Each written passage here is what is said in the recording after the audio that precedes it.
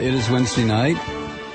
Prayer meeting when I was a kid, church night. Now that I'm kind of not a kid any longer, we will be talking church night tonight, a little bit later in the program. I want to do something entirely different tonight. I haven't done this before. And I want you to just kick back and kind of listen. What I have in front of me here is a rather lengthy piece that came from Bob Alexander.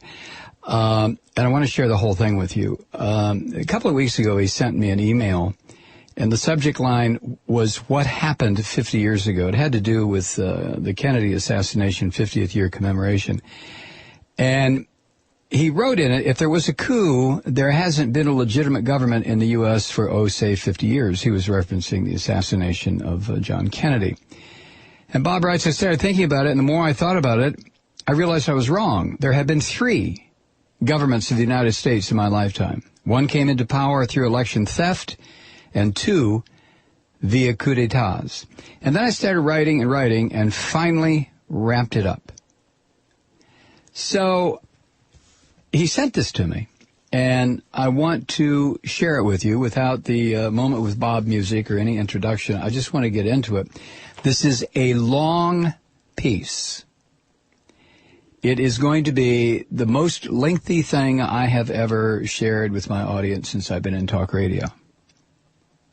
So if you would, kick back and listen to this. And I think Bob has, I don't know that he solved something here, but he certainly has connected some dots that when I read this today made crystal clear sense to me. Okay? Now, by the time I'm finished with this, it'll be posted at tvnewslies.org. It'll be posted at Op-Ed News. It'll be posted at superbeans.com and probably picked up other places around the web, but I want to share it with you. The flag remains the same. Part 1. Hey, Mike. At the peak of World War II, the U.S. was cranking out a Liberty ship in 8 hours, a B-24 bomber every 63 minutes, and a Sherman tank every half hour. The military-industrial complex, within a few short years of its coming into existence, had become the largest war machine the world had ever seen. By the end of the war, the United States was the global superpower.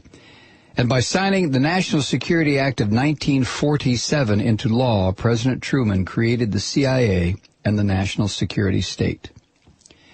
War became the foundation of the economy, and the military-industrial security complex had no interest in dismantling itself. There must always be a war. There must always be an enemy.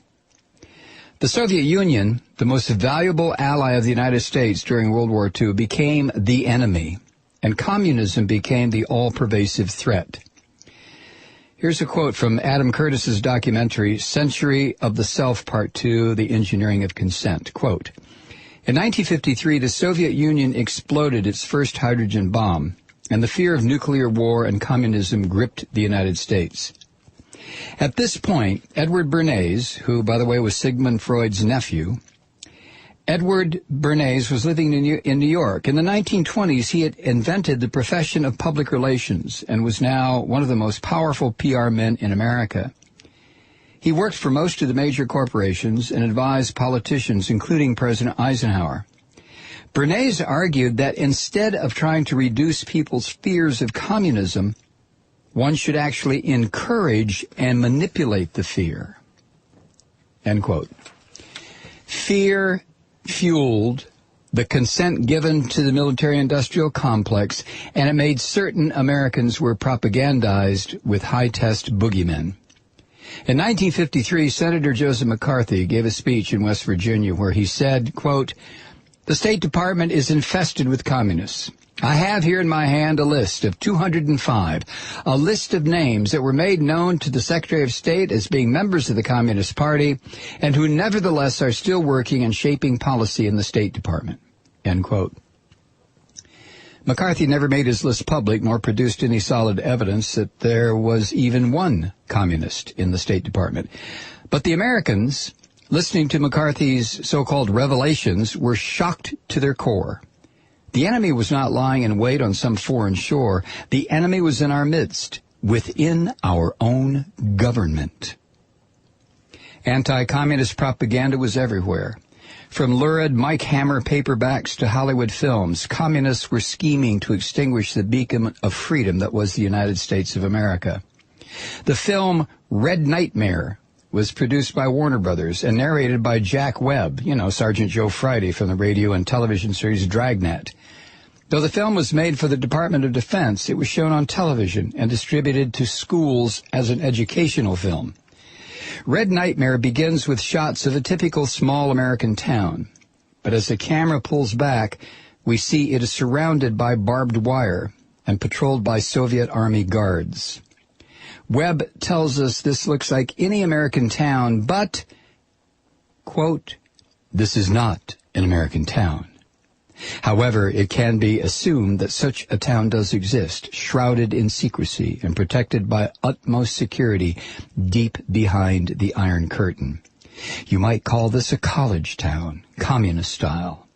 As part of a long-range plan to destroy our free way of life, these young communists are studying the economic, political, and religious institutions that are the very heartbeat of America.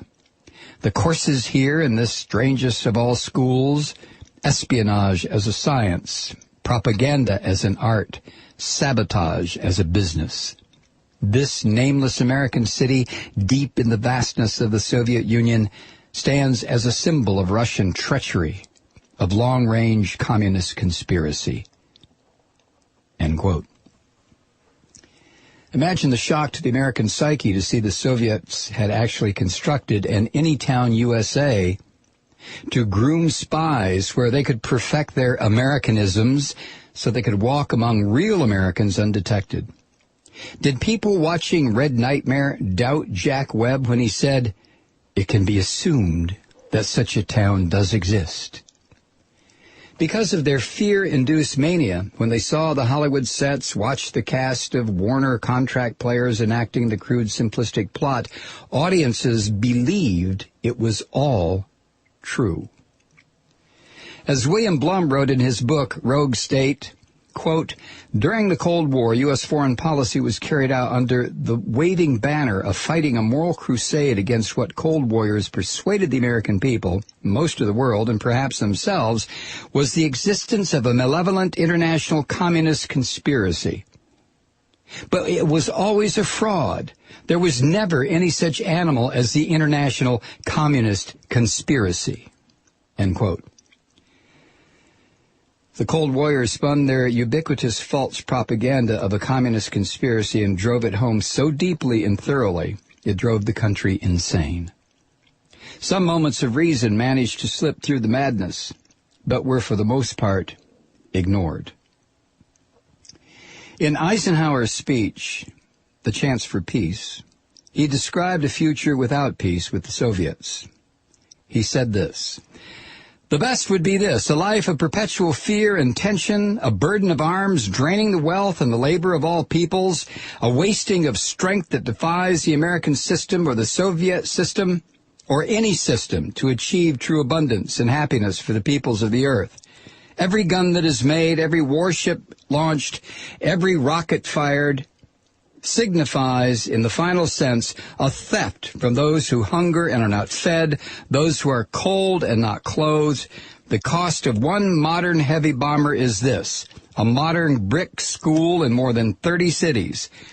It is 2 electric power plants, each serving a town of 60,000.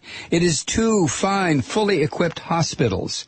We pay for a single destroyer with new homes that could have housed more than 8,000 people.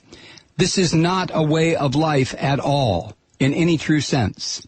Under the cloud of threatening war, it is humanity hanging from a cross of iron. More from this when we come back.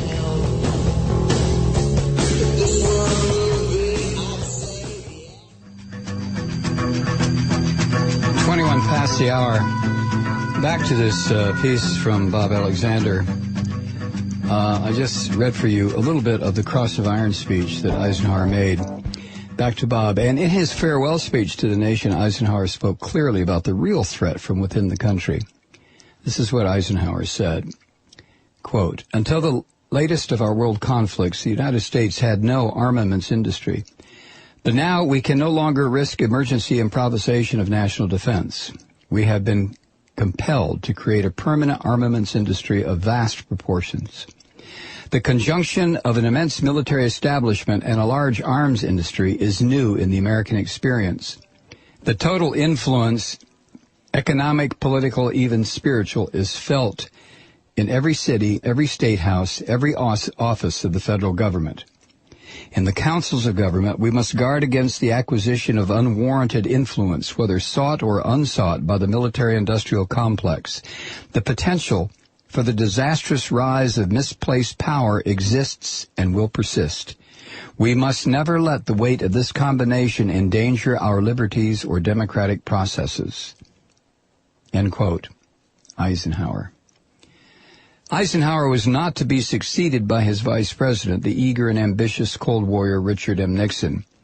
John F. Kennedy, a Democrat, won the 1960 presidential election. Or, to be more precise, the election was stolen for him in Illinois and Texas, giving Kennedy the electoral votes and the presidency. The flag remains the same, Part 2. John Kennedy defeated Richard Nixon in the closest presidential election of the 20th century. Kennedy led Nixon by only 0.2% in the popular vote. In the Electoral College, he won 303 votes to Nixon's 219. Election theft in Illinois and Texas guaranteed Kennedy 51 Electoral College votes and the election. If you spend a few hours researching the voting peculiarities in Illinois and Texas on that day, you'll soon discover that way too many ghosts in those two states voted for Kennedy. I can't pretend to know the motives of the people who engineered the theft of the presidential election in 1960. All I know is they pulled it off. The goal could have simply been to put Kennedy in the White House. A Kennedy in the White House, or it could have been to change the direction the country had been headed since the end of World War II, the direction set by the military-industrial complex of the national security state. Jack Kennedy was president for 2 years and 9 months. If we simply look at what he did and wanted to do over those 1,000 days, we can see why Kennedy was definitely a threat to the status quo. Kennedy did not bail out the CIA's failed Bay of Pigs invasion against Castro's Cuba in 1961 with U.S. air support. Kennedy quashed the Defense Department's plan, dubbed Operation Northwoods, to stage terrorist attacks on U.S. soil to be blamed on Cuba. Kennedy told the chairman of the Joint Chiefs that the Joint Chiefs would be wholly responsible for all covert paramilitary action in peacetime. This would effectively end the reign of the CIA.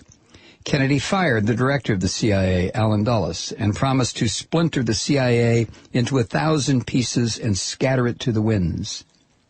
The military-industrial complex had already laid out plans for Kennedy to preemptively start a nuclear war with the Soviet Union, and regularly pressured him to do so. Though the Cuban Missile Crisis in October 1962 could have been the flashpoint to start such a war, Kennedy and the leader of the Soviet Union, Nikita Khrushchev, backed away from a nuclear exchange, and afterwards Kennedy secretly brokered a nuclear disarmament treaty with Khrushchev. Kennedy was going to close 52 military installations in 25 states and 21 overseas bases. He was working to end the U.S. occupation of Vietnam. Though much has been written to the contrary, Kennedy's Vietnam withdrawal plan is a fact, not speculation. Kennedy thwarted military contractor United States Steel's plans to raise steel prices and sought to eliminate the oil depletion allowance. And on May 20th, 1962, Kennedy passionately argued for universal health care in a speech given at Madison Square Garden. With a dismantled CIA, peaceful coexistence with the Soviet Union, an end to the nuclear arms race, the closure of military bases domestically and around the globe, and an end to the Vietnam War, there would be drastic reduction in the size and influence of the military-industrial complex of the national security state. Kennedy was in the crosshairs of the government corporate sectors for a myriad of reasons, but it all boiled down to this: no war, hot or cold, no money. All right, we have another break here, and when we'll come back, we'll pick up what Bob has written, starting with the horror that was Vietnam and Kennedy's murder. Stay with us. I'm Mike Malloy.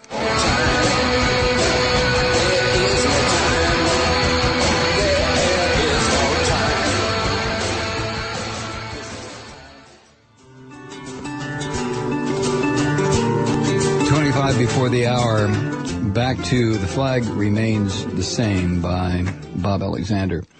The Vietnam War was a bloody cash cow that eventually generated $738 billion in today's dollars for the military-industrial complex. With that kind of money at stake, as well as the unknown billions being poured into the arms race, is it any wonder a coup d'etat against the president who stole his office was in the works? Under Kennedy's leadership, stolen election or not, the United States would have changed course back towards something akin to the FDR Henry Wallace vision of America. A more rational approach to America, Soviet relations without the anti-communist hysteria, would lead to coexistence instead of annihilation. Redirecting the billions spent for war and defense would have made possible the implementation of FDR's proposed Second Bill of Rights. Imagine for a moment that we could look back upon celebrating 50 years of universal health care instead of remembering the 50th anniversary of Kennedy's murder. JFK was not assassinated by a lone gunman, as was determined by the Warren Commission.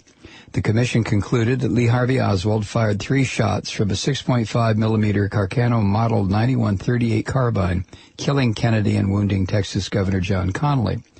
But because of an 8 millimeter film of the assassination recorded by Abraham Zapruder, we know the government's official story of Kennedy's assassination is nothing but lies, distortion, and a shoddy cover-up.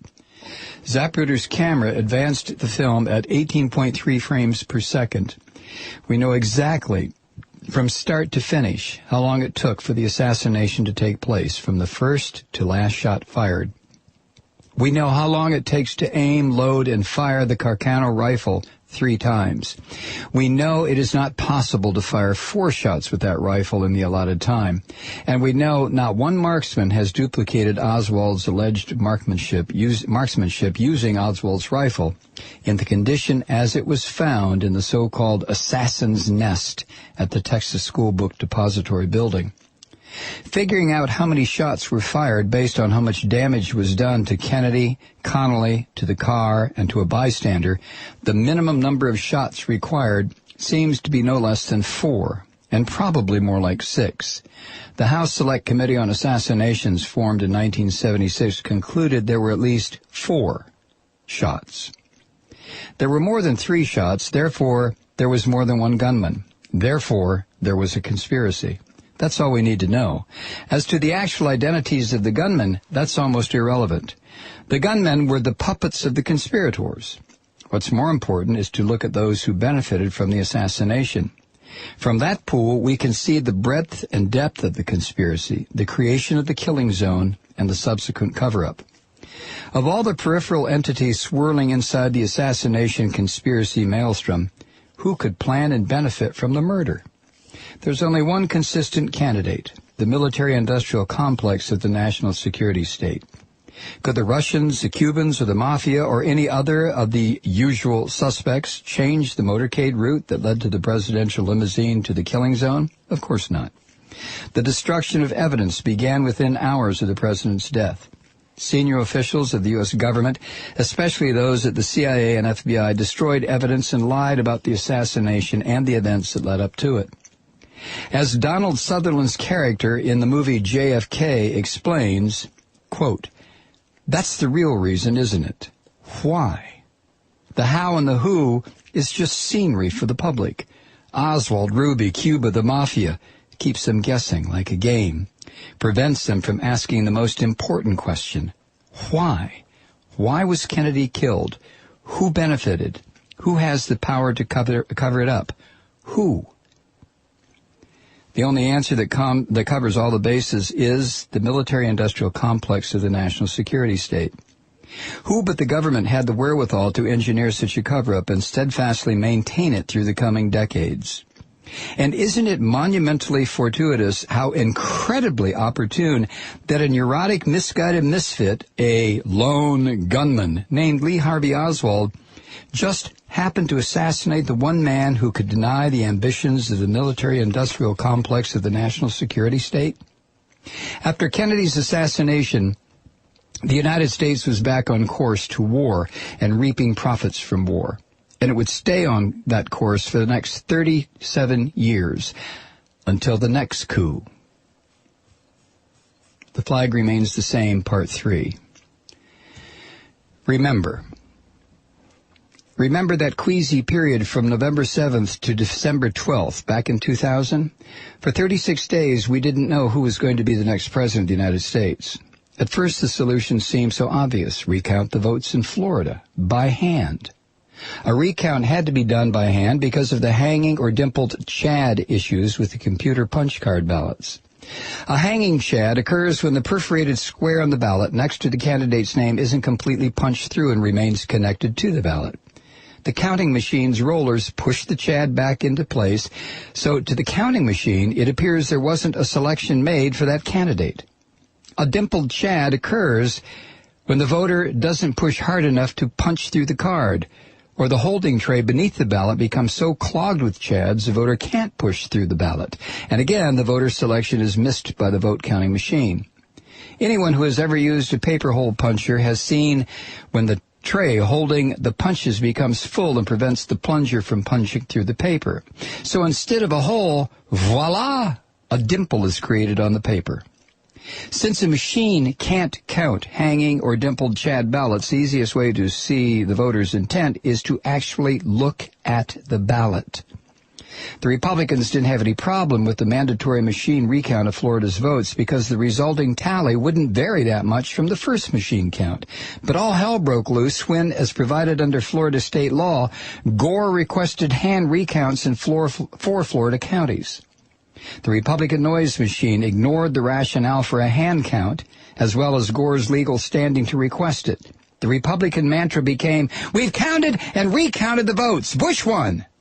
We heard it over and over again on the nightly news from James Baker, George Herbert Walker Bush's former Secretary of State, who was hired to oversee the Bush campaign's legal team. And I heard it from all the Republicans I knew, word for word. You would think, because of an election of this magnitude, everyone would want and demand a full and accurate count of the votes in Florida. You would think the leadership of both parties would want to ensure the eventual winner wouldn't be viewed as an illegitimate victor, thus undermining the new president's administration. You would think that if you were a political naif or a visiting Martian. The Republicans didn't give a good goddamn about appearances and started throwing up legal challenges right and left to block a hand recount. And they didn't limit themselves only to legal recourses. Republican operatives organized the so-called Brooks Brothers riot, bussing in hundreds of paid GOP staffers to shut down the recount in Miami-Dade County. From Wikipedia, quote, "Several of these protesters were identified as Republican staffers, and a number later went on to jobs in the Bush administration. The demonstration turned violent, and according to the New York Times, several people were trampled, punched, or kicked when protesters tried to rush the doors outside the office of the Miami-Dade Supervisor of Elections. Within 2 hours after the riot died down, the canvassing board unanimously voted to shut down the count." End quote. Mainstream media did their part to delegitimize the recount process. The easiest way to determine voter intent is to look at the punch card ballot. If you want to see if there are hanging or dimpled Chads, you simply hold the punch card up to the light. But a photograph of a member of the Florida Canvassing Committee holding a ballot up to the light was all over the nightly news and on the front pages of both Seattle dailies. Instead of clearly explaining the recount process, it was inferred this was a dubious procedure at best, and the man holding the punch card, like Johnny Carson's Karnak, was possibly determining voter intent by divine revelation, or worse, partisan bias. James Baker and his noisome ilk kept saying the Democrats would continue counting the votes until they won. People started responding to the noise machine's message and began waffling around saying Gore should give up for the good of the country. It's unsettling to live in a country where the electoral process is broken down. A general feeling of unease descended upon the populace. People wanted clarity and direct action. They got nervous when outcomes weren't clear. Mainstream media didn't attempt to address the real story of the election. Al Gore won the popular vote by well over 500,000 votes. There were enough questions about the vote in Florida to require an accurate hand recount. Opposition to the recount only delayed the determination of who would legitimately be the next president. In that light, the Republicans could be seen as trying to distort the electoral process to their favor. Did you ever see that presented by mainstream media? I didn't. The recount proceeded in fits and starts until finally the Florida Supreme Court ordered a statewide recount of votes on December 8, 2000. 4 days later, the Supreme Court of the United States decided in Bush v. Gore to stop the recount, thus awarding Florida's votes to Bush and giving him the presidency of the United States. Compare this to the almost 13 million Canadians who voted in their November 2000 general election. The votes were counted by hand. Late on election night or by the next morning, the results were known, and within 7 days, the results were validated. On the other hand, almost 6 million Floridians voted in the November 2000 general election. If Elections Canada can hand count 13 million votes in a day or so, it stands to reason that a statewide hand recount of 6 million votes in Florida could be undertaken within a similar time frame. But for 36 torturous days, we saw Republicans and a compliant media stonewall the will of the American people.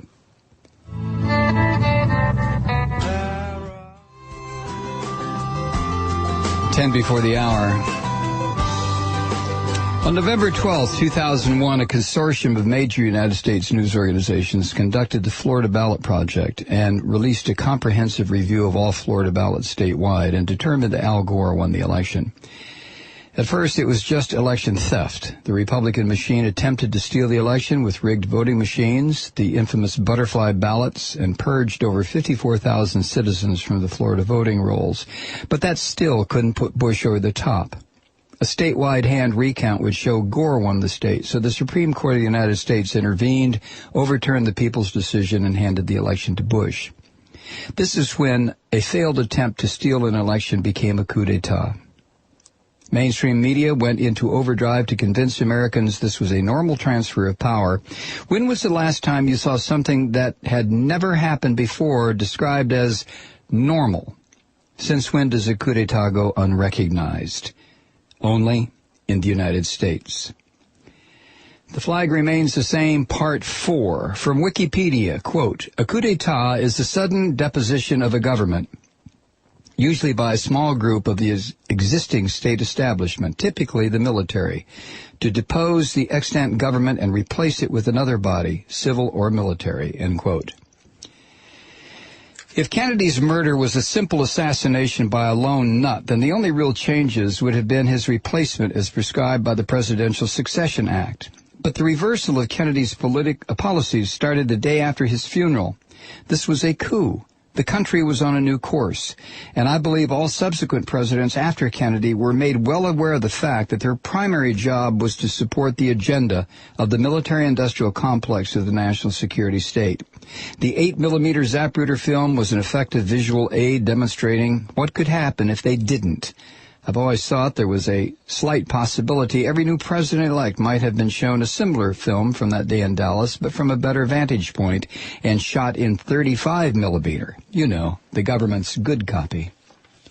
The New York Times, the national so-called newspaper of record, and the most trusted man in America, Walter Cronkite, endorsed the findings of the Warren Commission along with the rest of the mainstream media. To disagree or even find fault with the government's official story, branded one with the pejorative conspiracy buff. As Gore Vidal said, quote, the New York Times is for us what Pravda was for the Soviets. America is a country full of conspiracy, and yet when you mention the word on television, the interviewer giggles so that people will think only nuts who believe in abduction by aliens believe in conspiracies. But don't they know they are being had? They're being lied to every day. Apparently, conspiracy buff is now shorthand for unspeakable truth. End quote. The vast majority of Americans went about their daily routines, unaware that they now lived under a fledgling government that had only just seized power on November 22nd, 1963. They celebrated the 4th of July as the so-called birthday of their country, not knowing they'd missed the mark by 187 years. But how could they know? The most trusted man in America, or any other mainstream journals for that matter, never told them. And if anyone said anything different, why, they were just a bunch of crackpots and loonies, conspiracy buffs. And so it went. Every 4 years, a presidential election was held. A Democrat or Republican won. The new or re-elected president was sworn in, vowed to uphold the Constitution of the United States, and then promptly dropped the act when he strolled into the Oval Office on his first day on the job. But then the historical path changed for the government in power. With the fall of the Soviet Union came a tremendous so-called peace dividend. The billions spent every year on the Cold War became overkill. What would justify keeping military bases open for business without a Soviet threat? The military-industrial complex of the national security state couldn't coherently argue for increases in the defense budget. The USSR, the enemy that had been used to terrify a couple of generations of Americans, had imploded and vanished like last night's bad dream. The commies in China weren't good enough candidates to play the new boogeymen because they were starting to make all our stuff. The hundreds of billions of the Clinton surpluses were projected to grow into the trillions by 2011. With the federal government awash with cash, why, Americans might reasonably start demanding some justifiable payback and social reinvestment. The military-industrial complex of the national security state wasn't going to allow Al Gore and the Democrats anywhere near that cash register. Something had to be done, and quickly.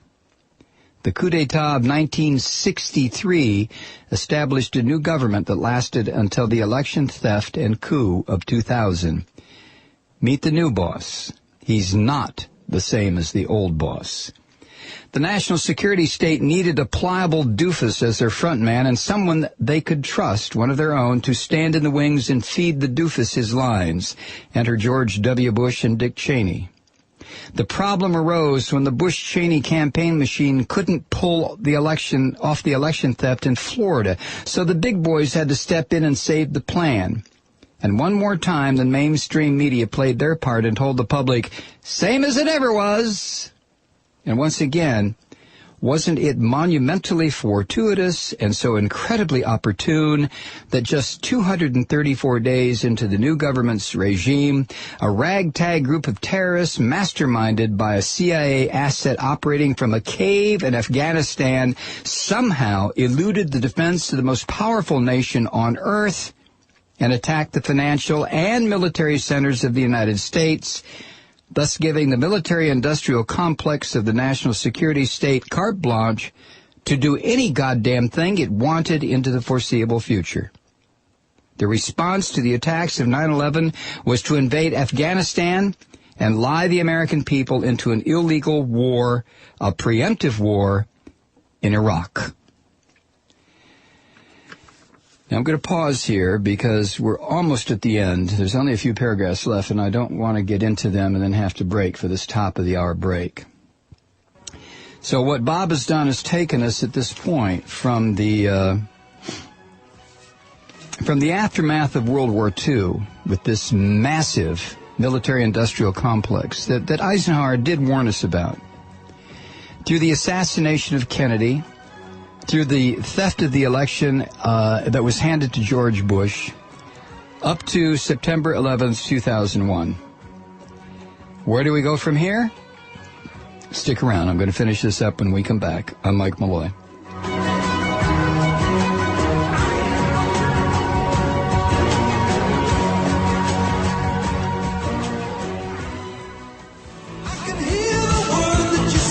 Welcome back.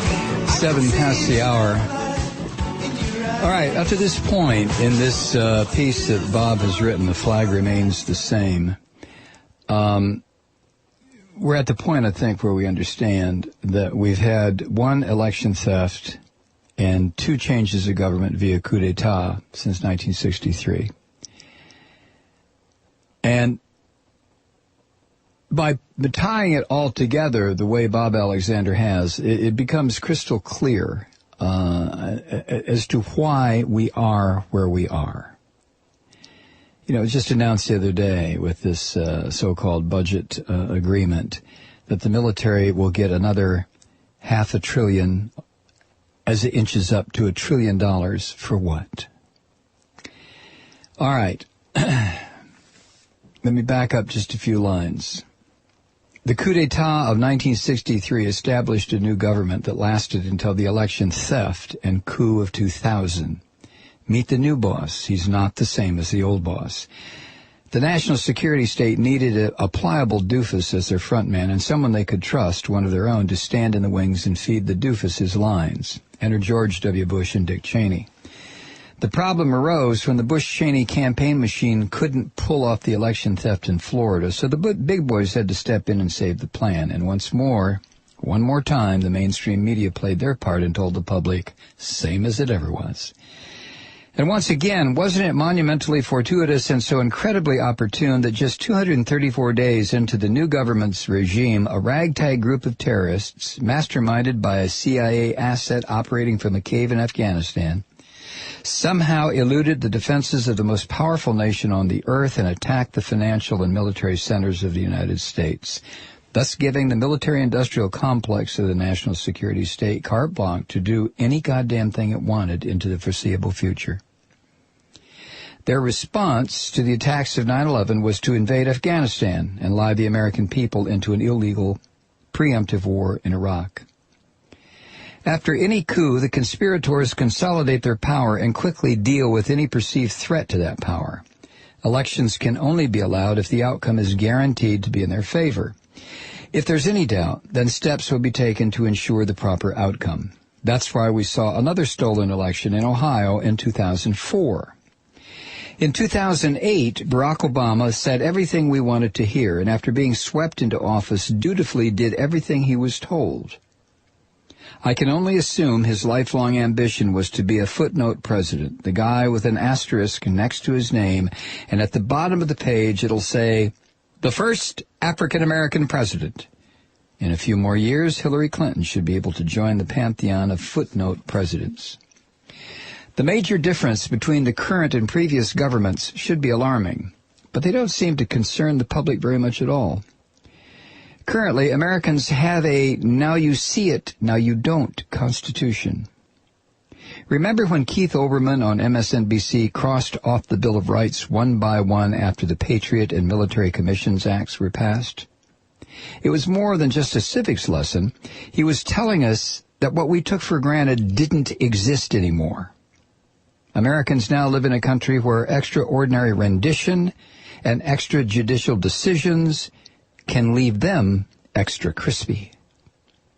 Americans recognize coups when they occur in other countries, but remain oblivious to the ones that have occurred in their own. Why?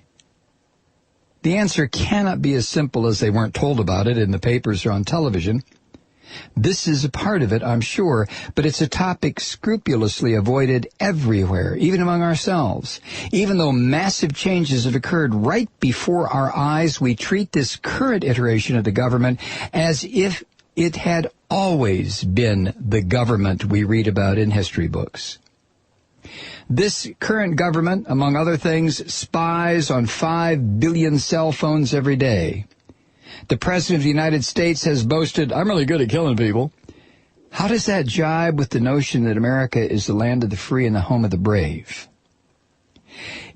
Is it just too goddamn scary to admit to ourselves that the government, supposedly of, by, and for the people, is completely out of control? Is it that fear that makes us cling to the myth that we can somehow magically transform the present government into something more humane, something more FDR-like by doing nothing more than hope? After the CIA assassinated Salvador Allende and installed Augusto Pinochet, the citizens of Chile had no such illusions, but they worked for 4 decades to reclaim their democracy. We Americans docilely follow the progressively darker path the government lays before us, regardless of the fact that the only constant of the governments we have lived under is the flag remains the same. Regards, Bob.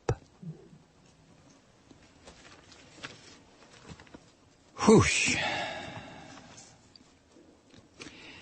Now, there are 3 websites where you can you can find this immediately. We'll probably post it at ours also. You can go to tvnewslies.org or opednews.com. I think they both have it up now. And get your own copy. Because like I said, what Bob Alexander has done here very simply is just connected the dots and pulled the curtain back and given us a chance to see all these disparate pieces that come together so easily if we're just paying attention. This is the part that really, I got this yesterday from Bob, and I sent him an email and said, yeah, let me read it. It is long. I've never done anything like this before on radio, but let me read it. And as I'm reading it in the car today while I'm waiting for Molly to come out of school, there was nothing in here that he wrote that I wasn't aware of. But I wasn't aware of it in the nice, smooth flow that Bob Alexander's 5,000 words here put it into. I mean, it was like, at one point I'm reading this, I'm thinking, Jesus Christ, I feel like I'm on a greased pig. I'm just shooting down the chute, so to speak. It is so simple. And I think that's the reason that most Americans just can't see it, because it is so simple. It really, truly is. You know about Operation Northwoods. You know about the Bay of Pigs. You know about the craziness that occurred in Dallas on November 22nd, 1963, and how that was all explained by Lee Harvey Oswald. We know what happened in New York and Washington and Pennsylvania on September 11, 2001, and how that was all explained as 19 terrorists came to this country and defeated the entire goddamn country. Kaboom! We know we're very intimate with all these different pieces. But as Alexander pointed out here, isn't it fortuitous, isn't it opportune that one guy, Lee Harvey Oswald, was able to...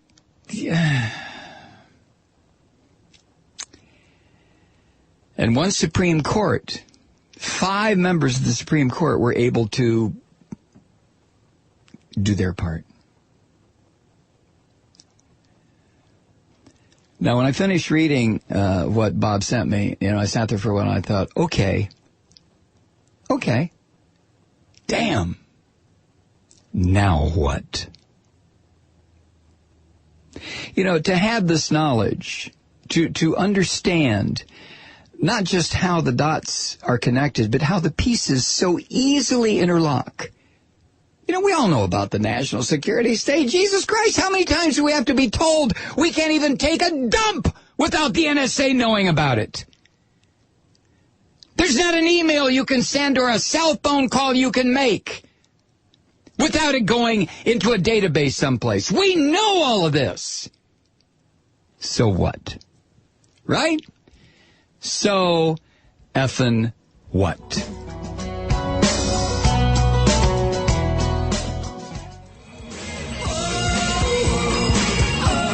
21 past the hour. Jesus, I feel exhausted from that. I have to admit, I don't like to read a piece like that. I don't care if Bob writes it, or Gore Vidal writes it, or Alexander Coburn wrote it, or Robert Perry writes it, or Chris Hedges writes it. I don't like to read that stuff. And you know why. It's because it interferes with my avoidance and denial. Yeah, I sit on this program every night and rant and rave and raise hell and wheeze and fart and make noises and scream and talk about the unfairness of it all. But you know what? In the back of my mind is the full and certain knowledge, and I've said this before, this is no revelation, that I might as well be singing songs in I don't know, Mongolian language, whatever that is, or maybe something from the Pampas, for all the good it does to just sit here and rant and rave. I get emails from people sometimes say, well, okay, you bitch a lot. What's the solution? And I get those emails and I kind of laugh. I don't answer those emails, obviously, but I just kind of laugh. Solution? What's the solution? You know what the solution is. And you also know that in this country, that's practically impossible. We are not Ukraine. We are not any country where hundreds of thousands of people say to the government, you know, you've gone too far. Get out!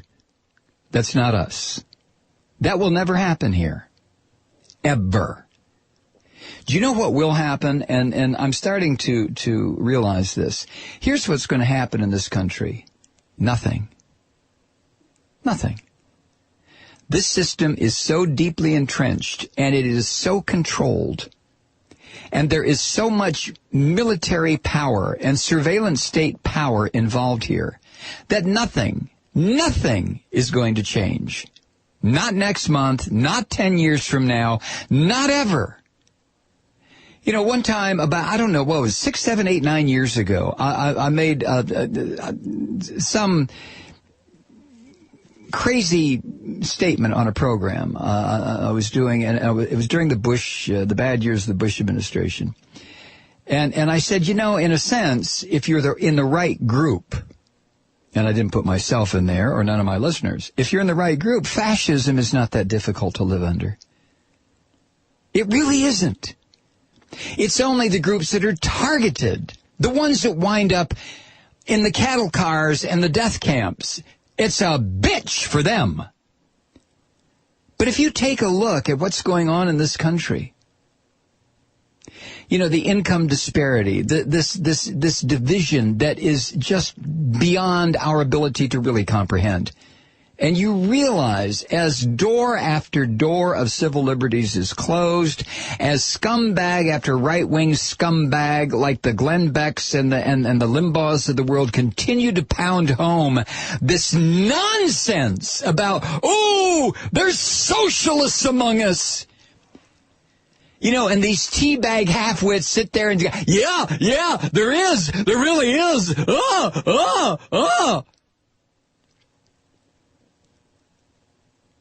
As this continues, you know, it's fairly clear, if you can still see, if you can still hear, if you can still read,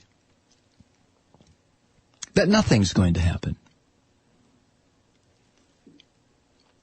The only way possible for any change, and this will not happen in this country, it simply will not. We are not Ukrainians. And that would be for 10, 20, 30 million of us to take to the streets and just do nothing. Just clog up the machine and bring it to a stop. Going all the way back to Mario Savio, his Sproul Hall speech, Plaza, when he made it very clear. But that's not going to happen here. And you know it, Truth Seeker, just as well as I know it. We're going to continue. Oh, this little program here will chunk along, and the few remaining liberals or progressives or the people that think they're liberals or progressives will chunk along. And, there'll be a constant pleading for money to keep the shop open. And, oh, gee, we lost another station. Oh, gee, another door shut. And until eventually, of course, the whole thing just kind of, any resistance whatsoever is not going to be taken out behind the barn and shot. It's just going to be slowly but surely ground down by apathy and an unwillingness to take a look at what's going on and say, oh my God,